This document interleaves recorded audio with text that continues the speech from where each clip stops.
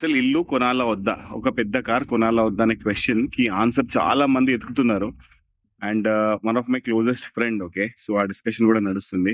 So, మా ఫ్రెండ్‌తో మాట్లాడుతున్న ఏం చెప్పాడంటే, "బ్రో నేను చాట్‌జీపీటీని అడిగినా బ్రో ఇల్లు కొనాలా? కార్ కొనాలా?" అంటే ఇల్లు కొనుక్కోమని చెప్పింది. సరే అని చెప్పేసి నేను ఇల్లు కొనాలా? రెంట్‌కుండాలా? అంటే రెంట్‌కుండమని చెప్తుంది. అరే! సరే మరి ఆ డబ్బులున్నాయి ఏం చేయాలి? గోల్డ్ కొనాలంటే గోల్డ్ కొనకు మ్యూచువల్ ఫండ్ పెట్టని చెప్తది.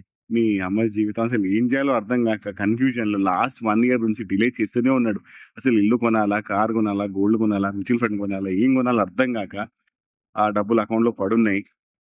సో, ఆ కన్‌ఫ్యూజన్ అనాలిసిస్ పారాలిసిస్ అసలు ఆ కన్‌ఫ్యూజన్ ప్రతి ఒక్కరిలో ఉంది. ఇన్‌ఫాక్ట్ గూగుల్ లేనప్పుడు, చాట్‌జీపీటీ లేనప్పుడు మన ఫాదర్స్, గ్రాండ్ ఫాదర్స్ హ్యాపీగా ల్యాండ్స్ కొన్నారు, గోల్డ్ కొన్నారు. చాలా పడ్డారు. In fact they made nice money okay. Over a period of time.